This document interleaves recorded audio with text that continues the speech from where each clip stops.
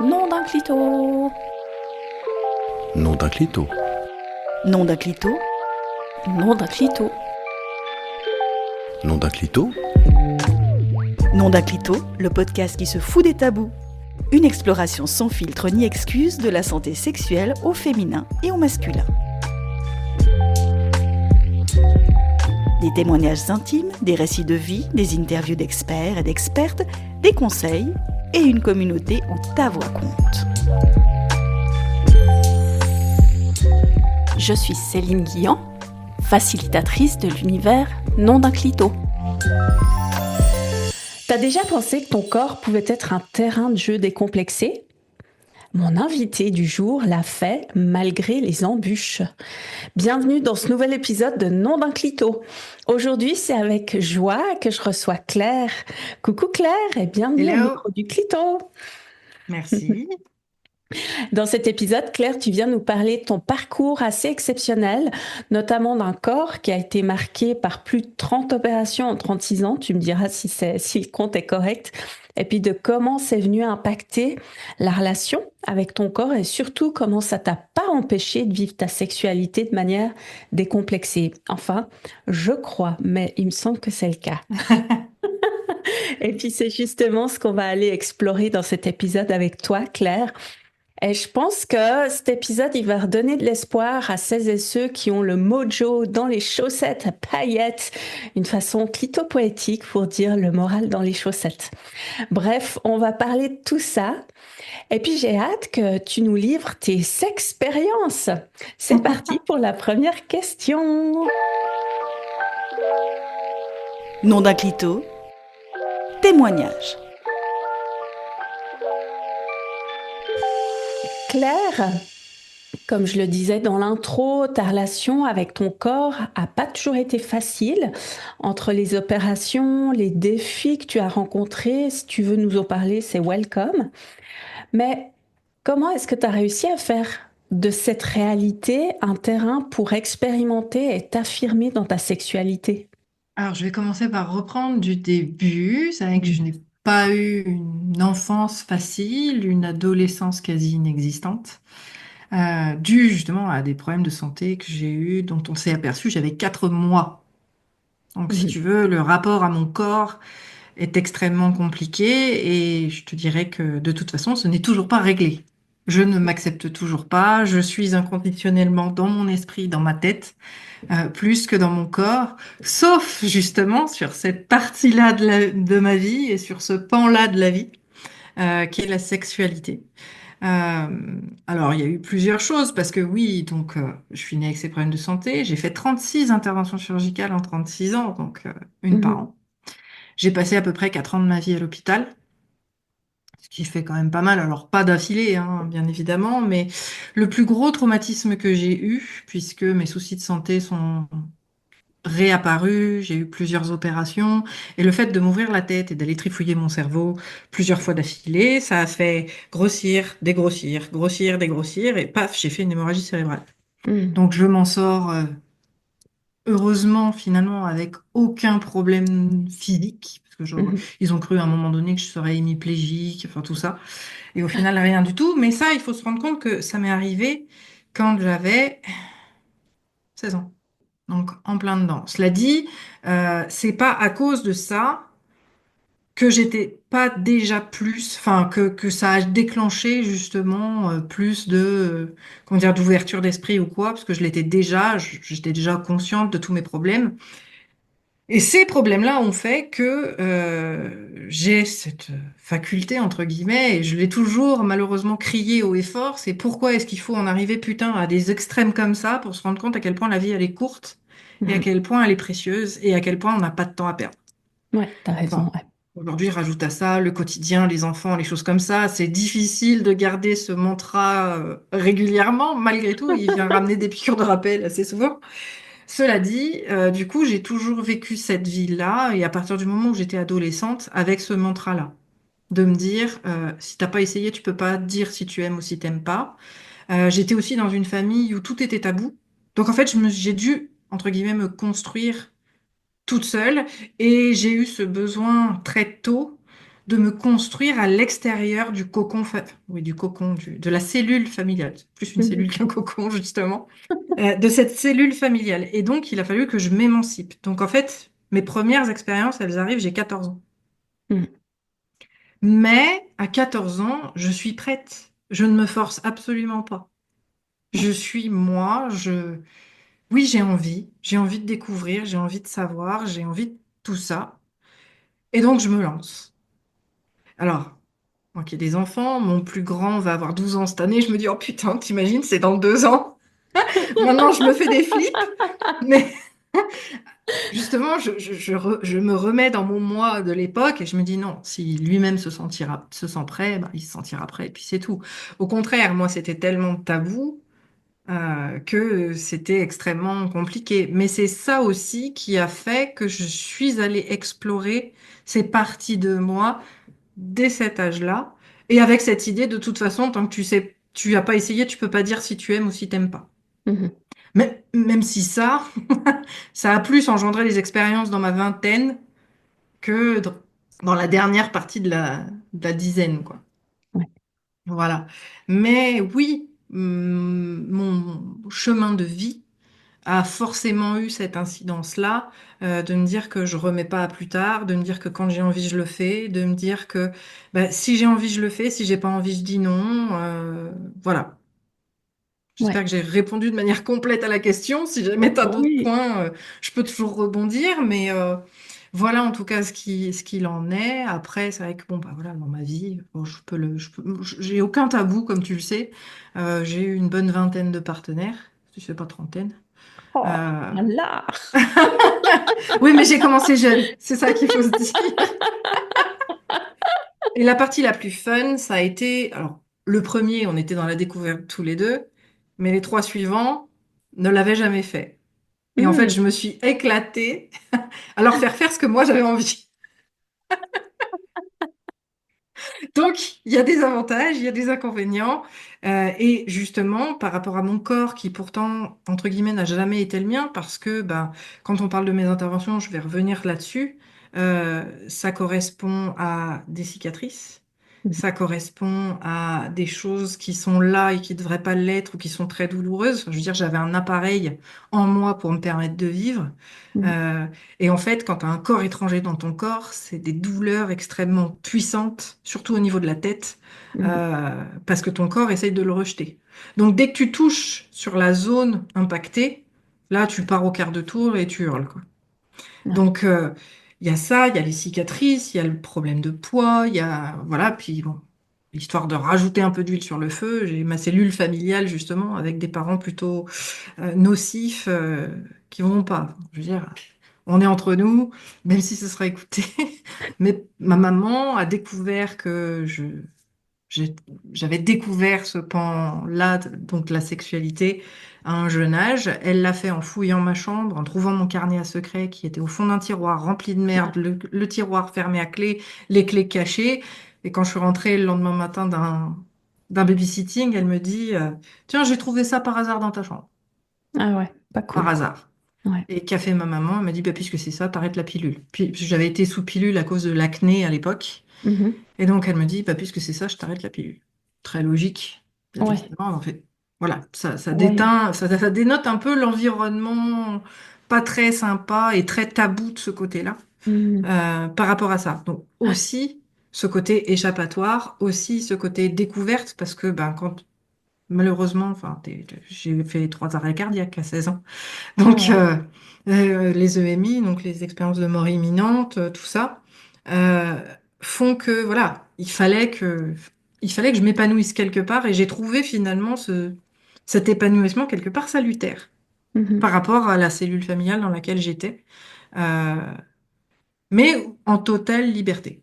Ça, c'est vraiment hyper important. Je savais m'écouter. Quand c'était non, c'était non. Quand c'était oui, c'était oui. Et t'allais pas me forcer à faire quoi que ce soit. Ouais. Ouais, ça c'est super important effectivement que tu sois, tu maîtrises la situation et puis que tu sois alors je sais pas si c'était le cas, mais j'imagine dans le respect de toi et puis de tes limites. J'imagine que tu as fait Mm, plein de mm. choses. Bah, ça vient sur ma On y prochaine viendra question. après, oui. Mais mais que tu as quand même écouté tes limites et puis t'y es Tout à allé fait. au fur et à mesure. Donc ça, c'est hyper important à rappeler, Mm. Ah, effectivement. je le rappelle, et je me le rappelle en parlant, en échangeant avec toi, avec totale bienveillance, que je me souviens de les premières expériences, j'étais tellement mal dans mon corps qu'il fallait que ce soit dans le noir, tu vois. Mhm. Ouais. Je ne supportais pas qu'il y ait un brin de lumière. Mm. Quand même très compliqué, hein, faut le dire. Mais voilà, il fallait vraiment qu'il y ait juste un faisceau de lumière, histoire qu'on se cogne pas. Mais Ouais. voilà, c'était très, très Bah, compliqué parce que j'étais très complexée par rapport à mon corps. ouais. Et j'imagine qu'il n'y a pas que toi hein, qui le fait que dans le noir. On entend pas mal d'histoires de couples où les femmes sont tellement mal dans leur corps qu'elles préfèrent le faire dans le noir absolu pour ben voilà, qu'il n'y ait Mais pas bon, de... rassure-toi, ça n'a pas duré très longtemps. Après, la lumière est arrivée, ouais, à 15, 16 ans. Après, c'était à la lumière.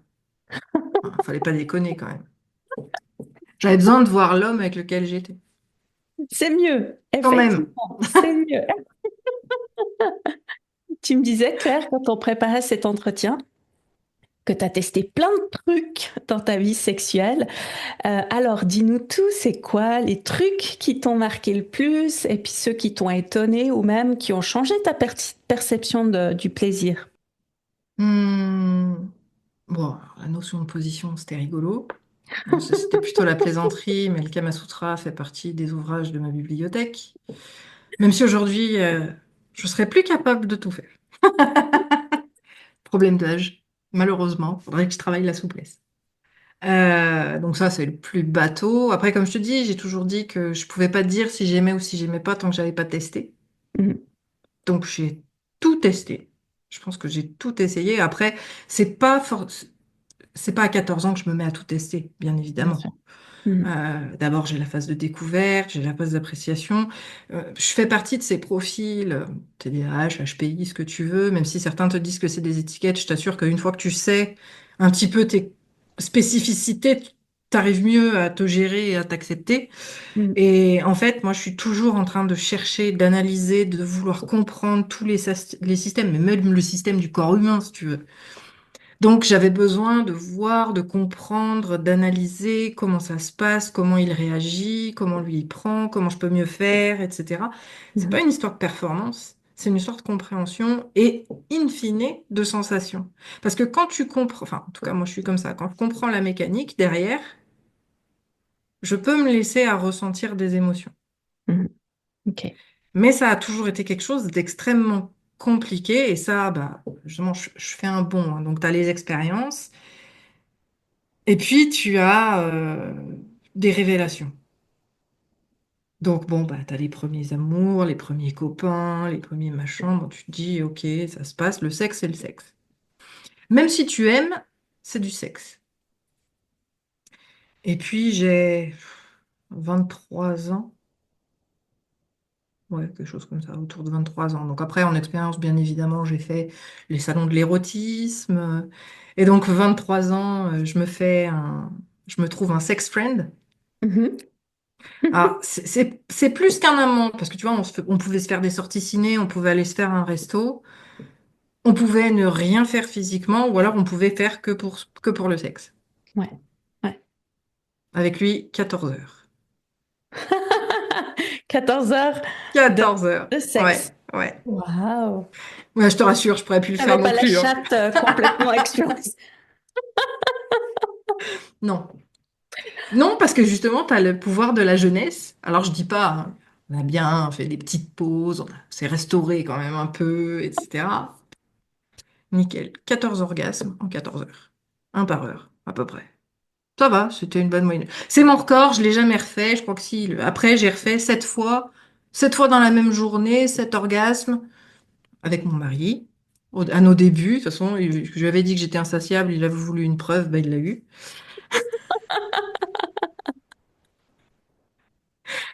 Mais voilà. Et là, je découvre vraiment le plaisir.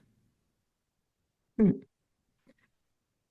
Et puis, ben, rebelote, problème de santé, à nouveau tête rasée, ventre éventré, la totale. Mhm. Et là, je me retrouve à nouveau dans des phases où ouais, les mecs rentrent dans ma vie. Tu sens bien que voilà, manque d'intérêt intellectuel, parce qu'en même temps, je me découvre sapiosexuelle.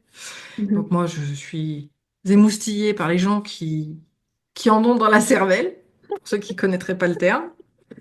Euh, et puis, bah, là, du coup, en fait, je me prends un congé sabbatique de sexe. Pendant un an, je n'ai pas de rapport sexuel. Mhm. Abstinence. Ah non. Abstinence pendant une année. Mhm. Et je sais pas comment ça m'est venu, hein, mais voilà, je me suis dit, vas-y, c'est bon, là, j'en ai marre. On va voir si je peux tenir. C'était un défi avec moi-même, en fait.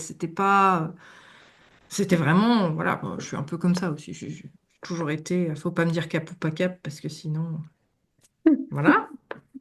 Donc, ben, je me lance un cap ou pas cap à moi-même et je passe un an, effectivement, sans rien. Ouais. Enfin, sans partenaire. Et c'est là que je me découvre, moi, toute seule. Mhm. Et là, j'ai la plus grande claque de ma vie. Je découvre vraiment ce que c'est que l'orgasme. Mhm. Je le parfais, voilà. Je sais me faire partir en 30 secondes chrono. Mhm. À la commande. Ah, Tac. mais à la commande, complètement. Et puis alors, c'est n'importe où, n'importe quand, n'importe comment. Voilà. Tu vois, bon, pas quand il y a du monde. Je veux dire, chez moi, hein, bien évidemment. Quand même, nous sommes des gens distingués. Voilà. Le reste, on le dira pas. Mais j'ai eu ma période aussi, lieu insolite et tout, pour le fun, justement. Bref, j'en arrive à me découvrir moi-même et j'ai le revers de la médaille. L'année passe, je suis fière d'avoir réussi à tenir ces un an, Mhm. ravie d'avoir fait cette découverte de moi-même en me rendant compte que j'étais pas que mon enveloppe charnelle que je trouve moche. Mhm. Euh, mais j'ai le revers de la médaille, et c'est là où je voulais en venir, c'est que finalement, quand mes premiers nouveaux amoureux arrivent, je prends plus de plaisir avec les hommes. Mhm. Mhm. Je sais comment je fonctionne, je sais me faire partir moi, mais je ne sais. Enfin, déjà, je me suis posé la question et je me rends compte que, en fait, j'ai jamais eu réellement d'orgasme avec un homme. Mhm. Ok. Et là, je bloque complet, en fait. Donc, oui, je vais simuler et je vais faire comme si c'était bien, mais en fait, c'est passable. Et en fait, ça me fait rien. Mhm. Bon, l'avantage, c'est que du coup, bah, quand tu t'es découvert toi-même, bah, t'attends que le copain, il parte travailler ou il parte de chez toi, puis tu te débrouilles toute seule. Donc, je vis pendant un moment comme ça avec ces deux aspects synchronisés, enfin, un peu mon mec et ma maîtresse, hein, quelque part. Et puis là, en plus de ça, le dernier en date, c'est un pervers narcissique, au point qu'un soir, je me souviens, ses potes venant dîner, il m'a tellement parlé comme à de la merde que les potes sont partis, tellement horrifiés de voir comment il me traitait, Mhm. que je décide, et là, je me mets en danger, mais c'est pas grave. Enfin, je décide de sauter le pas parce que j'ai quelqu'un que je vois régulièrement dans ma semaine. Et, et puis du coup, enfin voilà, justement, je m'étais dit, mais jamais un mec comme ça pourrait s'intéresser à moi. Et puis finalement, on se cherche, on finit par se trouver, alors que je suis encore dans cette relation-là. Mhm. Et en fin de compte, ça a été, bah, c'est le déclic en fait. C'est, je m'en fous, soit ça passe, soit ça casse, mais ça va me permettre de sortir de cette relation-là. Ouais.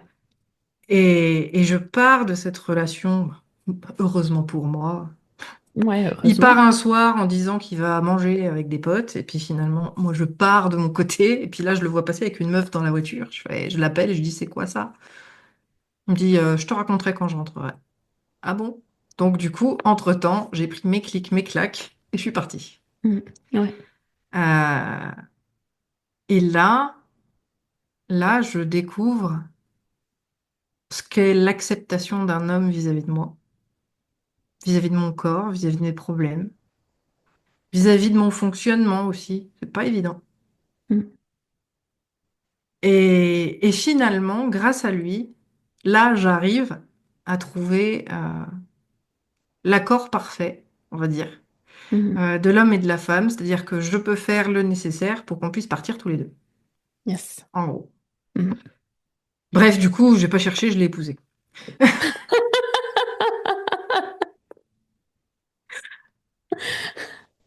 Mais, euh, mais voilà. Et c'est grâce à cette coopération, finalement, où on a pu trouver bah, justement l'équilibre qui fait que oui, je suis moi, et je peux être moi avec lui.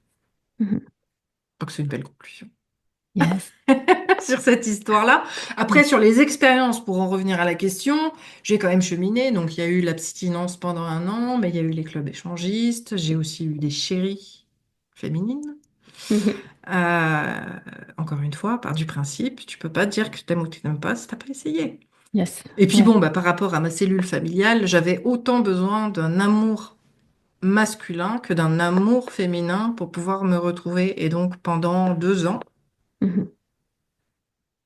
j'ai oscillé entre hommes et femmes. Et voilà, donc j'ai fait justement mes expériences. Après, il y a eu des expériences en termes d'âge. Enfin, j'ai jamais aimé plus jeune que moi. Il y en a un qui m'a fait le coup, qui avait menti sur son âge et je l'ai dégagé dès que j'ai su qu'il m'avait menti. C'est quoi les trucs qui t'ont vraiment marqué? Tu as peut-être une expérience qui t'a énormément marqué. Et puis, donc, perception de ton plaisir, bah, tu l'as expliqué, ça a été pendant 1 an de découverte de toi à toi. Quand tu parles des clubs échangistes ou ce genre de choses, euh, qu'est-ce qui, qu'est-ce qui est venu te marquer le plus finalement? Si on peut dire qu'il y a un ou plusieurs trucs qui t'ont vraiment marqué. Alors, le truc qui m'a le plus surpris, c'est la femme éjaculatrice. Ah, la fontaine, ouais. Ouais, Ouais. et ben ça m'est arrivé. Avec une partenaire que tu avais, toi. Non, moi, À toi. avec mon chéri, moi, avec mon chéri. Tu vois, tu t'entends quand t'es ado, machin, les femmes fontaines, les trucs. Mhm. Et tu te dis, mais c'est pas moi. Je suis pas comme ça. Mais en Mhm. fait, tu te rends compte que c'est un phénomène physique, physiologique, qui t'arrive quand certaines conditions sont là, mais en fait, n'importe qui peut l'être et on ne l'est pas à temps plein. Mhm. C'est uniquement à certains moments. Heureusement, t'imagines, t'es à temps plein, femme fontaine. Psst. Mais, et je me suis dit, ah putain, mais c'est ça une femme éjaculatrice, en fait. Ça, je pense que ça m'a à la fois choquée. Enfin, pareil, je reviens, problème de santé. Quand t'as pas la santé, je te jure que tu as envie de tout contrôler parce que la seule chose que tu aimerais avoir, tu ne peux pas l'obtenir. Mhm. On aimerait avoir la santé, donc en fait, tu deviens un contrôle freak. Tu vois Mhm. ce que je veux Mhm. dire? Ouais. Et donc, dans ce contrôle-là, bah, justement, le côté fontaine, tu le maîtrises pas. Tu le contrôles pas. Mhm. Mhm. C'est comme ça. Ouais. Et du coup, ben ouais, je pense que ça, c'est un des trucs qui m'a vraiment le plus surpris et qui est inattendu. Vraiment. Parce que je te dis, donc quand tu entends ça, tu te dis, ouais, c'est certaines femmes, comme les femmes frigides, tu vois, tu te dis, c'est tout le temps. Mhm. C'est l'image sociétale qu'on s'en fait. Alors qu'en fait, c'est pas du tout le cas. Tu peux avoir un blocage à un instant T. Oui, c'est ça la définition de frigide. Ouais. Tu peux avoir une éjaculation féminine à un moment donné, mais c'est ça la femme fontaine. Mais en fait, c'est pas H24, c'est pas tout le temps, ça peut être une fois. Mhm. Et c'est vrai que voilà, entre ce qu'on a entendu et finalement ce qu'on vit, entre l'incompréhension, la surprise, voilà, ça a été vraiment un moment marquant. Mhm. Après, non, je pense que là où il y avait le plus de piment, c'est quand c'était dans des situations où je pouvais me faire choper. Mhm. Mhm. Genre dans le sous-sol quand t'as tous les invités, à la montagne, j'adore la nature. Je sais pas pourquoi. Une fois, on s'est retrouvés, il a fallu qu'on se colle contre la paroi rocheuse parce qu'il y avait des promeneurs juste au-dessus et qu'on a failli se faire prendre. Mais ce piment-là t'ajoute justement à l'excitation, au désir et même au résultat. C'est-à-dire que l'orgasme se retrouve encore plus puissant Mhm. Mhm. parce que tu es dans une situation entre guillemets critique. Ouais. Donc ça, c'est un autre moment marquant. Après, il y en a eu plusieurs, donc c'est plutôt une situation voilà, qui me marquait. Et quand je recherchais plus de sensations, quand je recherche plus d'adrénaline, je sais que c'est par là qu'il faut que j'aille Mhm. Ouais. pour sortir justement du train-train quotidien, de tout ça. Ouais. Donc Et voilà. justement, le fait que donc tu as cette recherche de, de, de, Ouais. de plaisir, euh, jusqu'où t'es allé, quelle est la situation la plus extrême, je dirais, si on peut mettre ce mot extrême dessus, euh, pour, pour assouvir ton désir ou ton besoin d'orgasme ou de sexualité là à l'instant T. Bah, c'est de prendre mes jouets pour pouvoir faire ça. Ah, je vais parler crûment, mais c'est comme ça que ça vient. Mm, C'est que je prenais mes jouets pour finir le travail. mm, mm.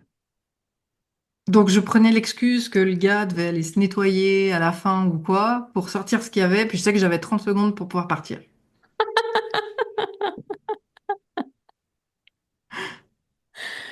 Mm.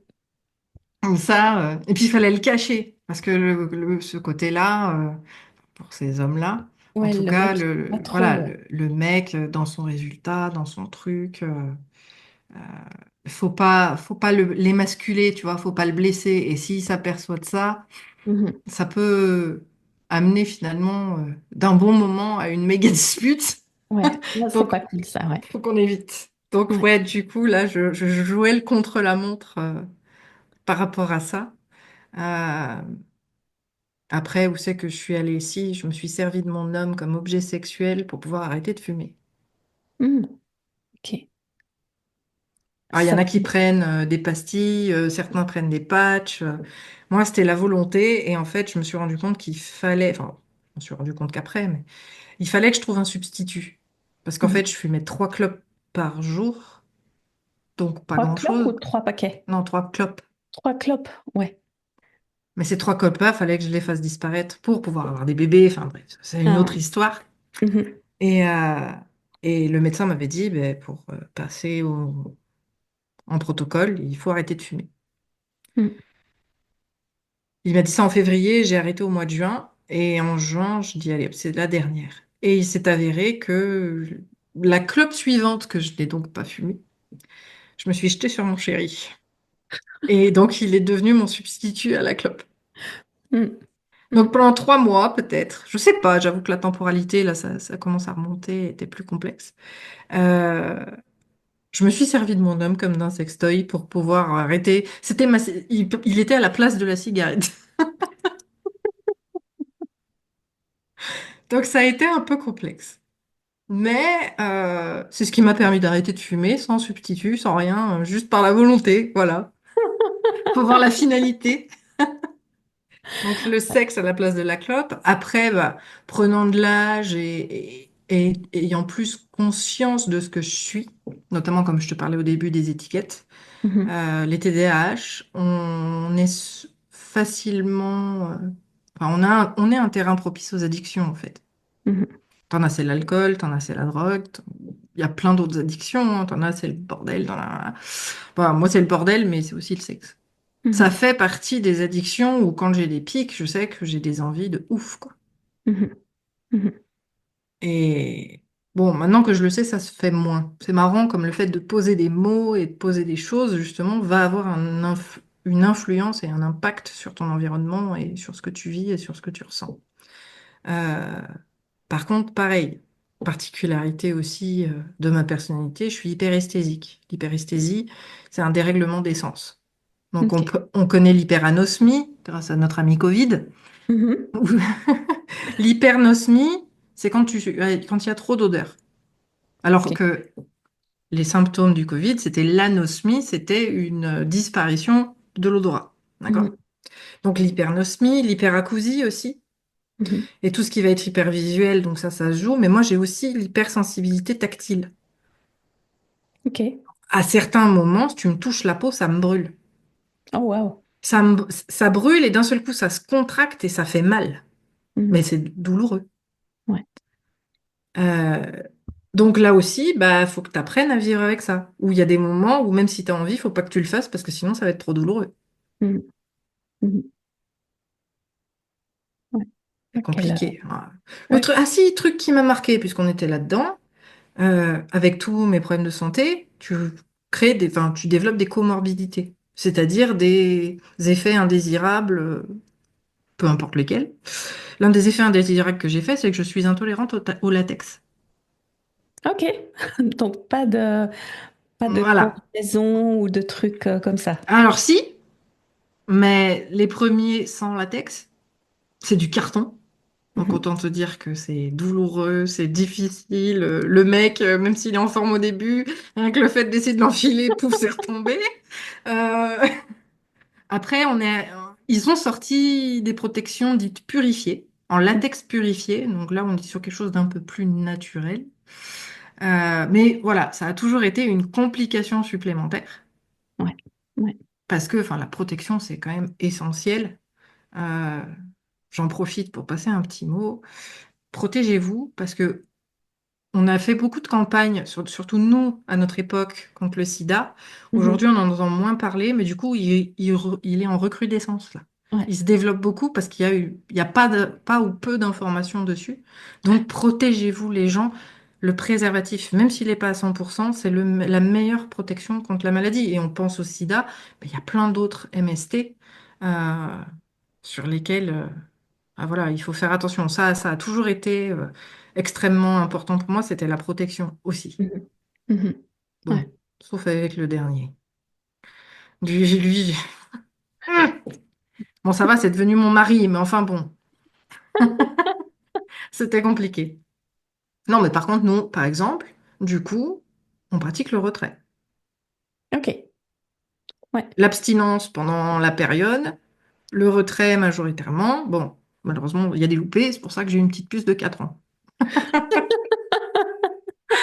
Mais bon, pour notre défense, on ne savait pas que c'était encore possible. Comme je te disais, même si c'est une autre discussion, mon Mhm. parcours au niveau de la fertilité a été extrêmement compliqué, sans doute dû par mes maintes et maintes interventions chirurgicales.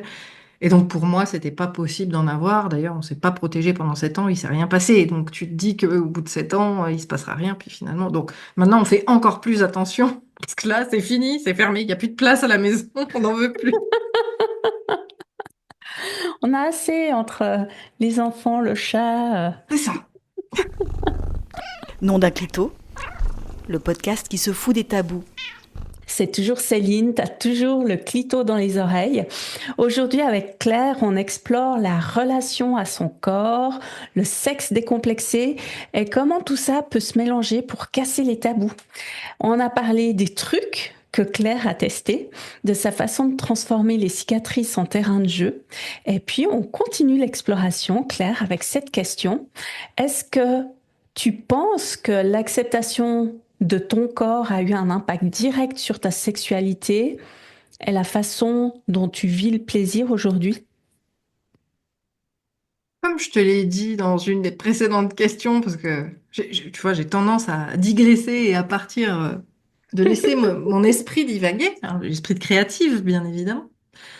Euh, C'était quoi la question déjà? Bah, c'était par Voilà, rapport à TDAH dans sa splendeur. l'acceptation de ton Ah corps. oui, l'acceptation de mon Ouais, corps. Mais en fait, je l'ai jamais accepté. ouais. Et je l'accepte toujours pas. Et j'ai beau... Enfin si, pardon, je dis des bêtises. Je l'ai accepté 3 fois 9 mois dans ma vie, mon corps. Mhm. Ouais. Je Au ne moment sais où pas tu étais enceinte, pourquoi. c'était... Pour mes grossesses, de toute façon, c'est pas compliqué. J'ai perdu minimum 10 kilos à chaque fois. Mhm. Là, ma dernière, bon, j'ai fait un diabète gestationnel en prime, mais j'ai Mhm. perdu 14 kilos à la grossesse. Mhm. J'ai accouché, j'avais 10 kilos de moins qu'au début de la grossesse. Mhm. Donc, c'était la grossesse rêvée par rapport à Mhm. ça. Ouais. Ouais. Et puis, voilà, donc, oui, parce que parmi mes problèmes de santé, j'ai fait aussi ce qu'on appelle les occlusions intestinales. Donc, en fait, je me suis retrouvée, par exemple, j'avais quoi, 18, 19 ans. Je n'ai pas pu manger entre le mois de novembre et le mois d'avril. Je me nourrissais uniquement de coca et de thé sucré. Oh, waouh. Et, et en fait, parce que, voilà, comme mes parents étaient médecins, j'étais censée être suivie à la maison, à domicile. Mais en Mhm. fait, ils suivaient rien du tout et juste, je mangeais pas et donc j'étais pas scolarisée et j'étais à la maison à attendre que le temps passe jusqu'à ce qu'ils décident finalement de m'opérer.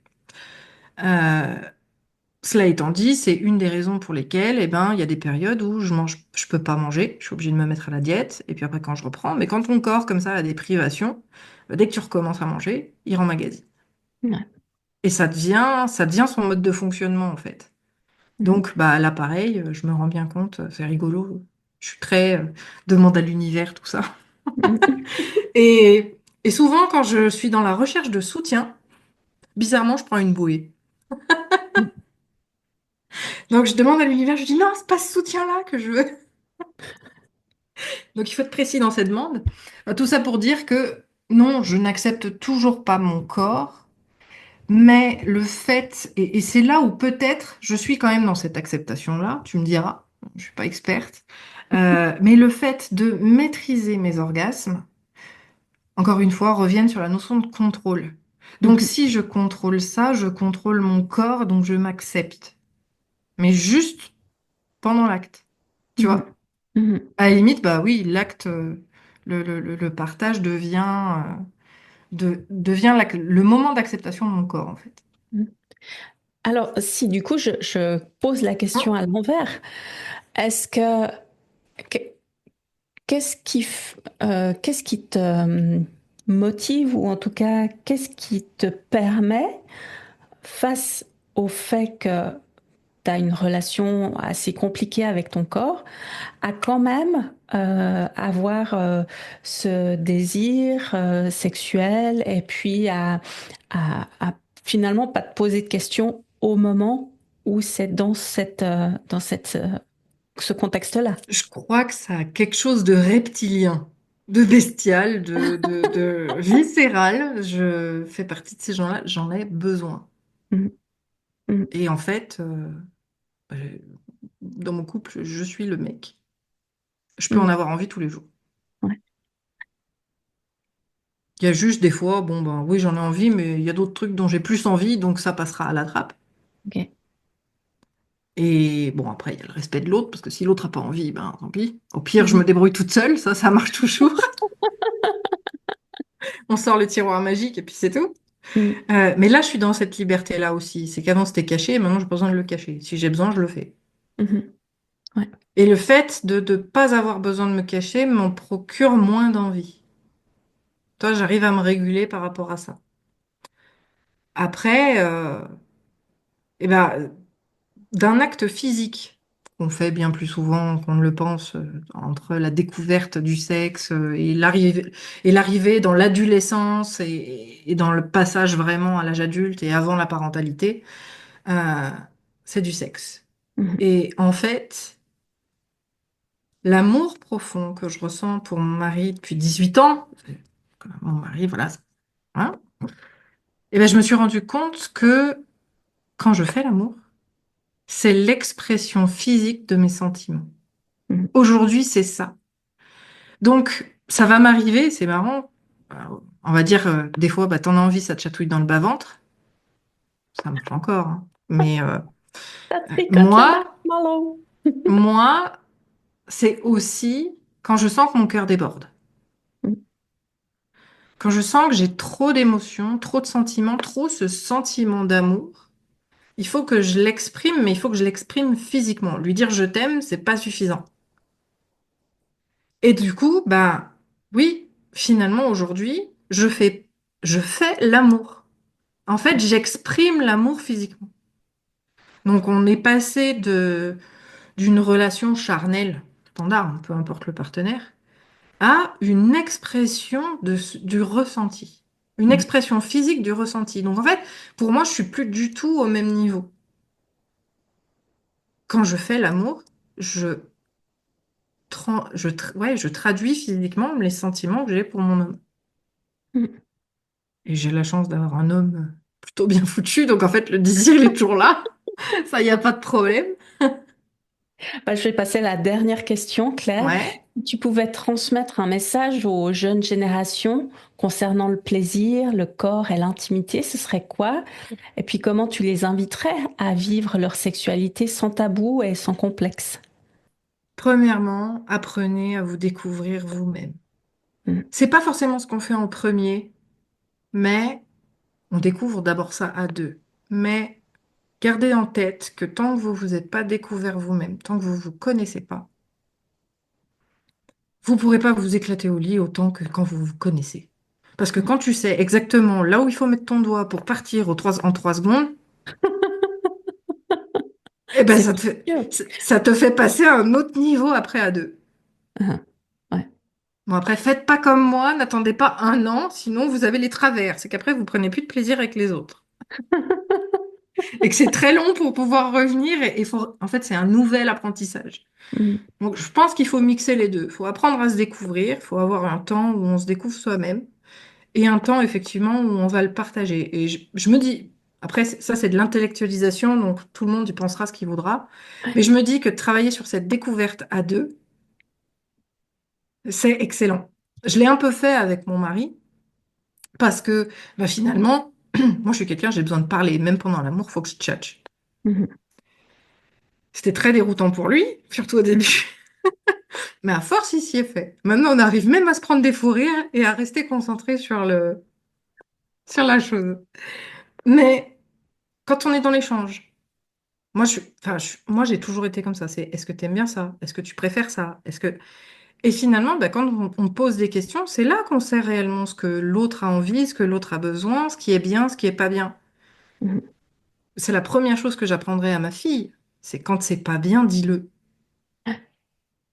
Sinon, le gars, il va croire que ce qu'il fait, c'est bien, il va continuer, alors que toi, c'est l'inverse. Et le problème de l'inverse du plaisir, c'est du dégoût. Mhm. Et l'idée, c'est pas de te dégoûter de quoi que ce soit. Mhm. Ouais. Donc, je pense que, voilà, apprendre à se découvrir soi, même si on le fait à deux, c'est possible. Euh, Trouver un partenaire qui accepte d'en parler. Ouais. Quitte à se faire aider par un tiers. Je pense que c'est hyper important. Plus il y a d'ouverture de parole, plus il y a de l'ouverture d'esprit, plus il y a de l'ouverture d'expérience. Mhm. On a envie de tester. Ça appelle à la découverte, je trouve. Ouais. Non, j'aime pas ça. Ok, alors qu'est-ce qu'on pourrait faire pour que t'aimes quelque chose? Mhm. Et finalement, bah tiens, on va aller regarder, tiens, qu'est-ce qui existe, qu'est-ce que machin. Là, ces derniers temps, bon, la dernière est trop petite encore, mais je pense que quand les enfants seront un peu plus grands et qu'on aura un peu plus de temps pour nous, je sais qu'avec mon chéri, on a envie d'expérimenter le tantrisme. Mhm. Parce que c'est encore un autre niveau d'expérience qui est plus dans la psyché, plus dans le mental. Tu l'as compris, en plus, le mental, c'est mon refuge. Donc finalement, moi, ça m'appelle, tu vois, j'ai envie d'aller découvrir ça. Ouais. Mais chaque, à chaque moment, son étape. Faut pas non plus les brûler les étapes. Si on n'est pas prêt, on n'est pas prêt. Ah, c'est important ça, ouais. Et un non reste un non. Et on a le droit de dire non, même quand il est à 2 millimètres. Mhm. Ça, je pense, enfin, on n'en a pas parlé, mais j'ai vécu aussi un traumatisme de ce côté-là quand j'avais 6 ans, avec une Mhm. tentative de viol. Mhm. J'en ai réchappé. Mhm. J'ai réussi à rentrer dans ma cachette, in extremis. Mhm. Mais ça a aussi été quelque chose de très dur. Mhm. Psychologiquement, ça m'est resté très très longtemps. Ouais. Et sur la confiance en les autres, etc. Et donc, je pense que ben, tous les traumatismes qu'on peut avoir, tous les freins qu'on peut avoir, plus on les partage, avec des pros, oui, c'est bien pour se faire aider sur l'instant, pour passer le cap, etc. Sauf qu'en fait, ça reste toujours ancré en nous. Et si tu le partages pas avec ta moitié, il y aura toujours quelque chose de verrouillé. Ouais. Donc, si t'es pas suffisamment en confiance avec la personne pour lui partager ça, moi, j'irai pas plus loin. Mhm. Ouais. Après, je parle dans des relations amoureuses. Après, quand c'est des Oui, bien sex sûr. friends, quand c'est juste les coups d'un soir, bon là, oui, Pas besoin ça de tout après, dire. on fait ce qu'on veut. Et il n'y a pas besoin de tout dire, mais j'ai envie de te dire que il faut déjà être assez bien dans ton corps pour avoir des coups d'un soir. Si t'es Mhm. pas bien dans ton corps, t'en as pas envie. Mhm. Et dans ces cas-là, tu dis non. Ouais. Mais s'écouter soi et écouter l'autre tout en exprimant aussi son besoin, ses envies, c'est vraiment la clé, à mon avis, d'une sexualité épanouie. Yes. Merci Claire pour De rien. Pour cet échange, pour avoir partagé ton histoire, tes expériences avec nous aujourd'hui. Et puis, je pense que tu as montré que même face aux épreuves, la sexualité décomplexée, c'est pas un mythe, que c'est possible, que Ouais. ça demande, tu le disais, une connaissance de soi, et puis d'explorer, d'oser explorer ça. Ça, c'est Et sûr. Et d'y trouver une certaine forme de bienveillance, d'acceptation. Et si tu me permets, je finirai avec ça. Je sais pas si tu connais Soul, le dessin animé non, de Disney Pixar. En fait, ah celui-là, oui, je c'est l'ai un pas vu. pianiste. C'est un pianiste qui se retrouve, dont l'âme, il a un accident et il est dans le coma et son âme s'envole. Bref, il revient sous la forme d'un chien, bref, etc. Et en fait, il partage dans le film que lorsqu'il joue de la musique, et comme pour certains artistes, il s'envole de son corps et il se retrouve dans la stratosphère. Mhm. Moi, j'y arrive pendant le sexe. Non, pendant que je fais l'amour. Donc, on peut en arriver à ce niveau-là, tu vois, en fait, voilà, ce que j'essaie de dire, c'est le niveau d'extase. Mhm. Ouais, L'extatisme, c'est encore autre chose que la jouissance ou que l'orgasme. C'est encore un niveau supérieur. ouais, Et là, on est vraiment.